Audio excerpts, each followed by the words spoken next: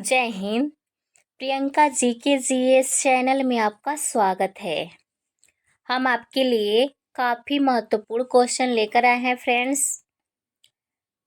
50 question हैं जो परीक्षा में बार बार पूछे जाते हैं, तो आपको काफ़ी यूज़फुल होने वाला है, तो इसे अंत तक ज़रूर देखिए।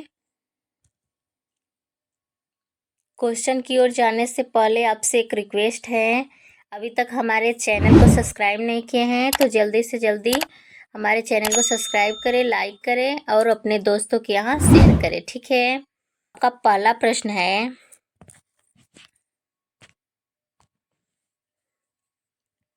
हड़प्पा किस नदी के किनारे स्थित है? ठीक है, तो हड़प्पा किस नदी के किनारे स्थित है? तो फ्रेंड्स पहले हम जान लें कि सिंधु सभ्यता की खोज कब हुआ था। ठीक है, तो सिंधु सभ्यता की खोज 1921 में किया गया था। ठीक है, और किसने किया था? तो राय बहादुर दयाराम साहनी ने। ठीक है, राय बहादुर दयाराम साहनी ने 1921 में हड़प्पा सभ्यता की खोज। ठीक है, तो ये पूछ रहा है कि हड़प्पा किस नदी के किनारे स्थित है? हो जाएगा रावी नदी के किनारे। ठीक है, रावी नदी के तट पर एक बाएं तरफ सहायक नदी है। ठीक है फ्रेंड्स, काफी महत्वपूर्ण क्वेश्चन है, याद रखना इसे। अगले क्वेश्चन की ओर चलते हैं। कालीबंगा कहाँ स्थित है? ठीक है, तो कालीबंगा कहाँ स्थित है फ्रेंड्स, बताइए जल्दी से जल्दी कमेंट में हमें। तो कालीबंगा राजस्थान में स्थित है। ठीक है, राजस्थान में। ठीक है, अगला है, हड़प्पा सभ्यता किस युग की सभ्यता है? ठीक है, तो हड़प्पा सभ्यता किस युग की सभ्यता है? फ्रेंड्स हमें कमेंट में जल्दी बताइए कि हड़प्पा सभ्यता किस युग की सभ्यता है। कांस्य युग हो जाएगा। ठीक है, चलते हैं नेक्स्ट क्वेश्चन की ओर।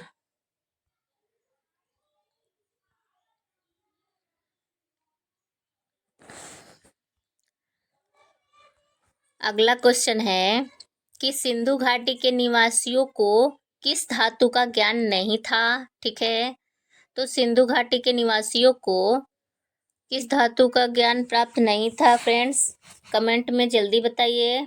सिंधु घाटी लोगों के लोहा का ज्ञान नहीं प्राप्त था, उन्हें सिर्फ सोना और चांदी और तांबा, इन सभी धातुओं को ज्ञान था। ठीक है, तो याद रखना ये भी काफी महत्वपूर्ण क्वेश्चन है फ्रेंड्स, जो परीक्षा में बार बार पूछे जाते हैं। ठीक है, चलते हैं अगले क्वेश्चन की ओर। अगला क्वेश्चन है, इंडिका की रचना किसने की थी? ठीक है, तो इंडिका की रचना किसने की थी? मेगास्थनीज। मेगास्थनीज ने इंडिका की रचना की थी। ठीक है, अगला क्वेश्चन है, गुप्तों की काल में कौन चीनी यात्री भारत आया था? ठीक है, तो गुप्त था फहान। ठीक है, फहान एक चीनी भिक्षु थे जो शासन काल में भारत द्वारा किया गया था। ठीक है, तो याद रखना। अगला क्वेश्चन है, महाभारत की रचना किसने की थी? ठीक है, महाभारत की रचना किसने की थी? हो जाएगा वेद व्यास। ठीक है फ्रेंड्स, जिनको मालूम होगा वो कमेंट में हमें जरूर बताइए। तो महाभारत की रचना वेद व्यास ने किया था। ठीक है, चलते हैं नेक्स्ट क्वेश्चन की ओर।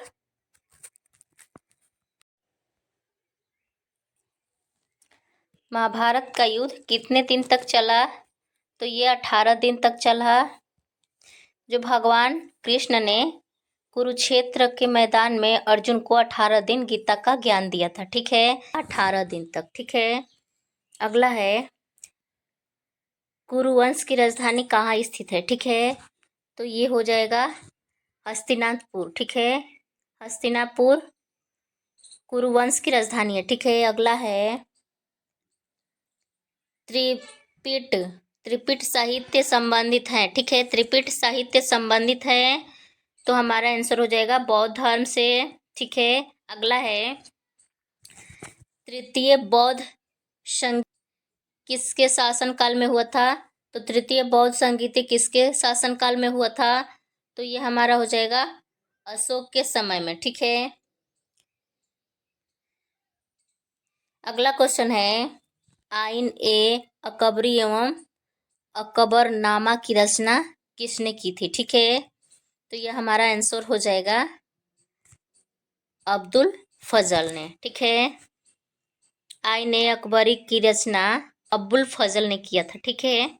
याद रखना फ्रेंड्स, ये भी महत्वपूर्ण क्वेश्चन है। चलते हैं अगले क्वेश्चन की ओर कि अकबर ने किस वर्ष दीन ए इलाही धर्म चलाया था? ठीक है, आंसर आपका हो जाएगा 1582 ईस्वी में, ठीक है।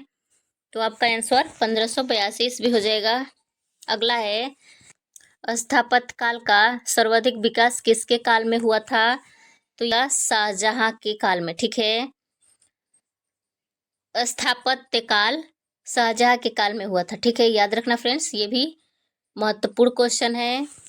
अगला है विजयनगर साम्राज्य की स्थापना किसने की थी? ठीक है, तो विजयनगर साम्राज्य की स्थापना किसने की थी? तो ये हो जाएगा हरिहर और बुक्का ने, ठीक है। हरिहर और बुक्का ने विजयनगर साम्राज्य की स्थापना किया था, ठीक है। अगला है गोपुरम। गोपुरम से आप क्या समझते हैं? ठीक है, तो गोपुरम से आप क्या समझते हैं फ्रेंड्स? तो हमें कमेंट में जरूर बताइएगा। हो जाएगा मंदिर का प्रवेश द्वार, ठीक है। गोपुरम से आप क्या समझते हैं? तो मंदिर का प्रवेश द्वार यानी प्रवेश करने। अगला हो जाएगा हम्पी नगर किस राज्य में संबंधित है? ठीक है, हम्पी नगर किस राज्य से संबंधित है? ठीक है, तो ये हो जाएगा विजयनगर, ठीक है। विजयनगर हम्पी नगर से संबंधित है, ठीक है। अगला क्वेश्चन है, ठीक है, अगला क्वेश्चन है विजयनगर के शासकों ने अपने आप को कहा, क्या कहा था?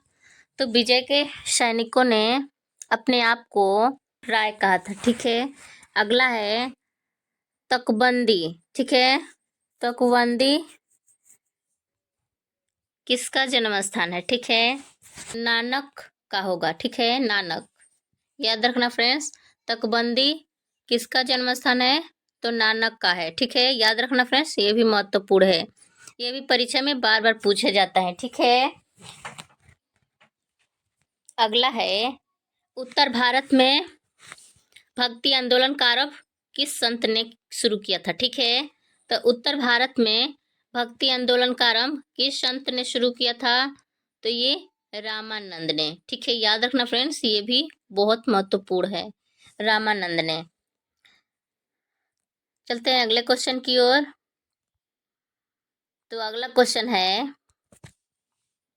राबिया कौन सी संत थी? ठीक है, राबिया कौन सी संत थी? आंसर हो जाएगा रहस्यवादी थी, ठीक है।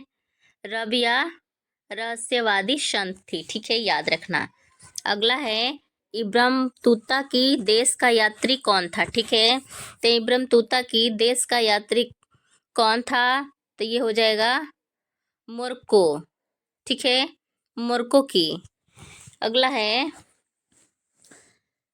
अकबरुद्दीन किसके साथ भारत आया था? ठीक है, तो ये हो जाएगा महमूद गजनी के साथ भारत आया था, ठीक है, याद रखना। अगला है संथाल विद्रोह का नेता कौन था? ठीक है, संथाल विद्रोह का नेता कौन था? तो ये हमारा हो जाएगा सिंधु और कान्हू, ठीक है, याद रखना। अगला है दामिन ए को क्या था? ठीक है, दामिन ए को क्या था? तो ये भूभाग था, ठीक है, याद रखना। अगला क्वेश्चन है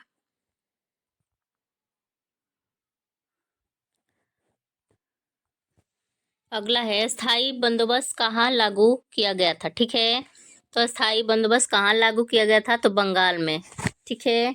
अगला है इंग्लिश ईस्ट इंडिया कंपनी की स्थापना कब हुई थी? ठीक है फ्रेंड्स, कमेंट में ज़रूर बताइए।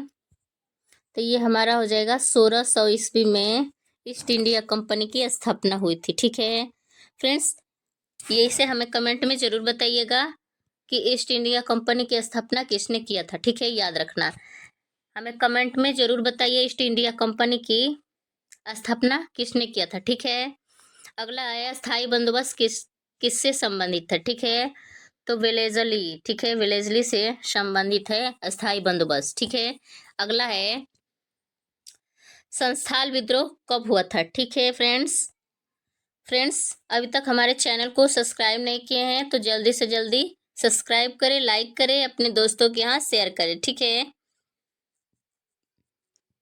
तो संस्थाल विद्रोह कब हुआ था? तो ये 1855 ईस्वी में। ठीक है, याद रखना। अगला है व्यापकता के सिद्धांत का संबंध किससे है? व्यापक के सिद्धांत का संबंध किससे है? तो ये हो जाएगा लॉर्ड डलहौजी से संबंधित है। ठीक है, व्यापक के सिद्धांत का संबंध। ठीक है फ्रेंड्स, ये काफी महत्वपूर्ण क्वेश्चन था, इसे याद रखना है आप। अगला क्वेश्चन है 1857 की क्रांति आरंभ कब हुई थी? ठीक है, तो 1857 की क्रांति कब आरंभ हुई थी? तो ये 10 मई 1857 ईस्वी में। ठीक है, याद रखना, 1857 की विद्रोह 10 मई 1857 ईस्वी में हुई थी। ठीक है, अगला है बिहार में 1857 की क्रांति का नेता कौन था? ठीक है, तो बिहार में 1857 की क्रांति का नेता कौन था? तो ये हमारा हो जाएगा आंसर कुंवर सिंह ने। ठीक है, ये कुंवर सिंह ने क्रांति के नेता थे बिहार के, याद रखना। अगला है कोलकाता में अंग्रेजों की किलेबंदी बस्ती का नाम क्या था? ठीक है, तो कोलकाता में अंग्रेजों की किलेबंदी बस्ती का नाम क्या था? तो फोर्ट विलियम ने। ठीक है, फोर्ट विलियम नाम था। ठीक है, याद रखना। अगला है गेटवे ऑफ इंडिया का निर्माण कब हुआ था? ठीक है, गेटवे ऑफ इंडिया का निर्माण 1911 ईस्वी में हुआ था। ठीक है फ्रेंड्स, ये भी महत्वपूर्ण है, याद रखना। चलते हैं अगले क्वेश्चन की ओर। अगला क्वेश्चन है तो दिल्ली चलो का नारा किसने दिया? तो ये हो जाएगा सुभाष चंद्र बोस ने। ठीक है, दिल्ली चलो का नारा सुभाष चंद्र बोस ने दिया था। तो क्वेश्चन है जलियांवाला बाग का हत्याकांड कब हुआ था? ठीक है, तो फ्रेंड्स याद रखना, काफ़ी इम्पोर्टेंट क्वेश्चन है जो परीक्षा में ये पूछा जाता है बार बार, तो इसे याद रखना। तो जलियांवाला बाग का हत्याकांड 1919 ईस्वी में हुआ था। ठीक है, 23 अप्रैल 1919 में हुआ था जलियांवाला बाग का हत्याकांड। फ्रेंड्स, काफ़ी महत्वपूर्ण क्वेश्चन है, याद रखना। जलियांवाला बाग का हत्याकांड, तो बता दें, भारत के पंजाब के अमृतसर में स्वर्ण मंदिर के पास जलियांवाला बाग है, वही मंदिर के पास ये घटना घटा था, जलियांवाला बाग में हुआ था। ठीक है, याद रखना। अगला है काला कानून किसे कहा गया है? काला कानून किसे कहा गया है? तो काला कानून रॉलेट एक्ट को कहा गया है। ठीक है, रॉलेट एक्ट को कहा गया है, याद रखना। अगला है पूना समझौता किस वर्ष हुआ था? ठीक है, तो पूना समझौता किस वर्ष हुआ था? तो ये 1932 में हो जाएगा फ्रेंड्स, याद रखना। पूना समझौता 1932 ईस्वी में हुई थी। अगला है बिहार में चंपारण सत्याग्रह कब हुआ था? तो बिहार में चंपारण सत्याग्रह 1917 ईस्वी में हुई थी। ठीक है, याद रखना। अगला है दांडी किस राज्य में स्थित है? ठीक है, तो दांडी किस राज्य में स्थित है? तो गुजरात में स्थित है। ठीक है फ्रेंड्स, याद रखना। चलते हैं अगले क्वेश्चन की ओर। तो अगला क्वेश्चन है 1920 ईस्वी में कौन सा आंदोलन हुआ था, ठीक है। तो 1920 ईस्वी में असहयोग आंदोलन हुआ था, याद रखना फ्रेंड्स, काफी महत्वपूर्ण है। अगला है, स्वतंत्र भारत के अंतिम गवर्नर जनरल कौन थे, ठीक है। तो स्वतंत्र भारत के अंतिम गवर्नर जनरल क्या हो जाएगा, राजगोपालाचारी, ठीक है। उत्तर क्या हो जाएगा, राजगोपालाचारी, याद रखना। अगला है, मुस्लिम लीग की स्थापना किस वर्ष हुई थी, ठीक है। तो ये हो जाएगा 1906 में, ठीक है, याद रखना। मुस्लिम लीग की स्थापना 1906 में हुई थी, ठीक है। भारत स्वतंत्रता अधिनियम कब पारित हुआ, ठीक है। तो भारत स्वतंत्रता अधिनियम कब पारित हुआ था, तो ये हो जाएगा 18 जुलाई 1947 में, ठीक है। 18 जुलाई 1947 में भारतीय स्वतंत्र अधिनियम पारित हुआ था, ठीक है। 18 जुलाई 1947 को, ठीक है, याद रखना। अगला क्वेश्चन है, भारतीय संविधान के अनुसार संप्रभुता निहित है, ठीक है। भारतीय संविधान के अनुसार संप्रभुता निहित है राष्ट्रपति में, ठीक है, याद रखना। अगला है, भारतीय पुरातत्व के पिता किसे कहा गया है, ठीक है। तो हमारा क्या हो जाएगा, अलेक्जेंडर कनिंघम, ठीक है। अलेक्जेंडर कनिंघम को कहा गया है भारतीय पुरातत्व के पिता, ठीक है, याद रखना। अगला क्वेश्चन क्या है, यूरोप का समुद्रगुप्त कौन था, ठीक है। तो यूरोप का समुद्रगुप्त कौन था, तो ये नेपोलियन था, याद रखना। ये भी महत्वपूर्ण क्वेश्चन है फ्रेंड्स, याद रखना। अगला है, दिल्ली दौलताबाद किस शासक ने अपनी राजधानी परिवर्तन की थी, ठीक है। दिल्ली से दौलताबाद किस शासन ने अपनी राजधानी परिवर्तन की थी, तो मोहम्मद तुगलक ने, ठीक है, मोहम्मद तुगलक ने, याद रखना। अगला क्वेश्चन क्या है, अगला क्वेश्चन है, विजयनगर साम्राज्य द्वारा असैनिक और सैनिक सेवा के लिए दिया जाने वाला भूमि दान कहलाता है, ठीक है। तो सैनिकों द्वारा दिए जाने वाला भूमि दान अमरभ कहलाता है, ठीक है, अमरभ, याद रखना। अगला है, बीजक में किसका उद्देश्य संग्रहित है, ठीक है। तो बीजक में किसका उपदेश संग्रहित है, तो ये हो जाएगा कबीर का, ठीक है, याद रखना। अगला क्या है, कैप्टन हाकिंस, ठीक है, किस मुगल शासक के दरबार में आया था, ठीक है। तो ये जहांगीर के दरबार में आए थे, याद रखना के। अगला क्या कह रहा है कि भारत आने वाला प्रथम यूरोपीय कौन था, ठीक है। तो प्रथम यूरोपीय पुर्तगाल का था, ठीक है, याद रखना। अगला क्या क्वेश्चन है कि भारत में रेलवे की शुरुआत कब हुई थी, ठीक है। तो भारत में रेलवे की शुरुआत 1853 ईस्वी में हुई थी। ये भी महत्वपूर्ण क्वेश्चन है फ्रेंड्स, याद रखना, बिहार एसएससी में पूछा था, याद रखना। चलते हैं अगले क्वेश्चन की ओर। तो अगला क्वेश्चन है, भारतीय राष्ट्रीय कांग्रेस की प्रथम महिला अध्यक्ष कौन है, ठीक है। तो भारतीय राष्ट्रीय कांग्रेस की प्रथम महिला अध्यक्ष एनी बेसेंट है, ठीक है, याद रखना। अगला क्वेश्चन है, भारत के संविधान का पिता किसे कहा गया है, ठीक है।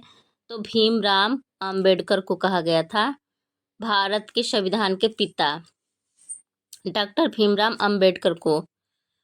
अगला क्वेश्चन है कि प्रसिद्ध विरूपाक्ष मंदिर कहाँ स्थित है, ठीक है। तो प्रसिद्ध विरूपाक्ष मंदिर कहाँ स्थित है, तो ये हो जाएगा हम्पी में, याद रखना। अगला है कैबिनेट मिशन को प्रधानमंत्री इटली ने भारत कब भेजा, ठीक है। तो ये हो जाएगा 19 फरवरी 1946 को। कैबिनेट मिशन को प्रधानमंत्री इटली ने भारत 19 फरवरी 1946 में भेजा था, ठीक है, याद रखना। अगला क्वेश्चन क्या कह रहा है, अगला क्वेश्चन है कि द्वितीय विश्व युद्ध की घोषणा कब हुई थी, ठीक है, और किसने की थी। तो ये हो जाएगा, देखिए, 3 सितंबर 1914 1939 में ब्रिटिश ने जर्मनी के विरुद्ध युद्ध का घोषणा किया था। द्वितीय विश्व युद्ध की घोषणा कब हुई थी? तो 3 सितंबर 1939 को, याद रखना। अगला है, संविधान सभा की पहली बैठक कब हुई थी? ठीक है, तो संविधान सभा की पहली बैठक 9 दिसंबर 1946 को हुआ था। ठीक है, याद रखना। अगला है क्वेश्चन, भारतीय संविधान सभा पर हस्ताक्षर कब हुआ था? ठीक है, तो भारतीय संविधान सभा पर हस्ताक्षर कब हुआ था? तो 24 जनवरी 1950 को हुआ था। ठीक है, याद रखना। फ्रेंड्स, काफ़ी महत्वपूर्ण क्वेश्चन है, हम आपके लिए इतना मेहनत करते हैं, तो आपका भी फर्ज बनता है कि अभी तक हमारे चैनल को सब्सक्राइब नहीं किए हैं तो जल्दी से जल्दी हमारे चैनल को सब्सक्राइब करें और लाइक करें। ठीक है, याद रखना। अगला क्वेश्चन है, 1917 में रूस में समाजवादी राज्य की स्थापना किसने की थी? ठीक है, तो लेनिन ने किया था, याद रखना। 1917 में रूस में समाजवादी राज्य की स्थापना लेनिन ने की थी।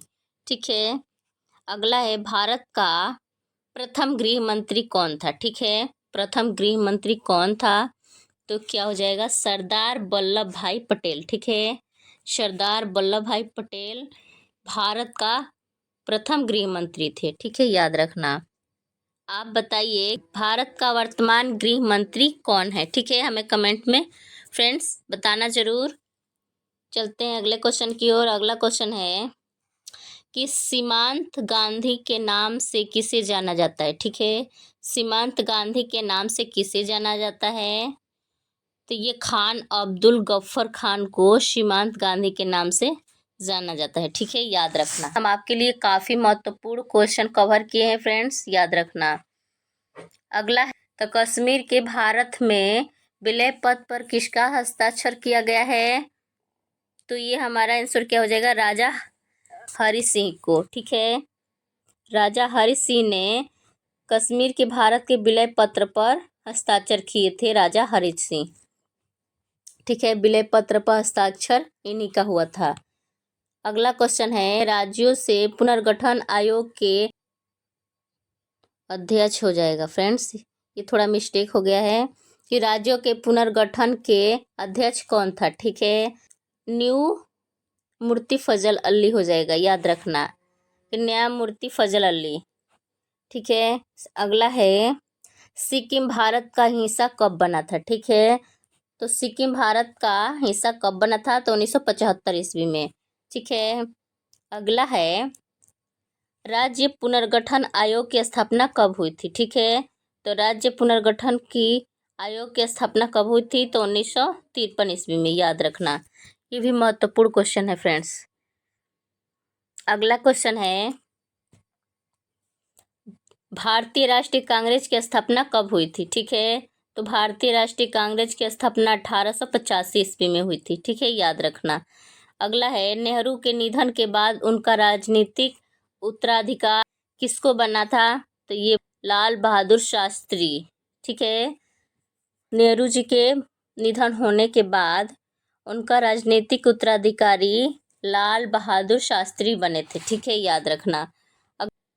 नेक्स्ट क्वेश्चन है, भारत में आपातकाल कब लाया गया था? भारत में आपातकाल कब लगाया गया था? तो 25 जून 1975 को आपातकाल लगाया गया था। ठीक है, ये काफ़ी महत्वपूर्ण क्वेश्चन है। भारत में संविधान के किस अनुच्छेद के तहत वित्तीय आपातकाल लगाया गया था? तो ये आर्टिकल नंबर 60 हो जाएगा। ठीक है, याद रखना। आज के लिए इतना ही फ्रेंड्स, आपके लिए क्वेश्चन लेकर आए हैं, इसे कमेंट में हमें ज़रूर बताइएगा कि सिंधु सभ्यता का प्रमुख बंदरगाह कौन है। ठीक है, तो हमें कमेंट में ज़रूर बताइए। अभी तक हमारे चैनल को सब्सक्राइब नहीं किए हैं तो जल्दी से जल्दी हमारे चैनल को सब्सक्राइब करें, लाइक करें और अपने दोस्तों के यहाँ शेयर करें। फिर मिलेंगे अगले वीडियो में, तब तक के लिए जय हिंद।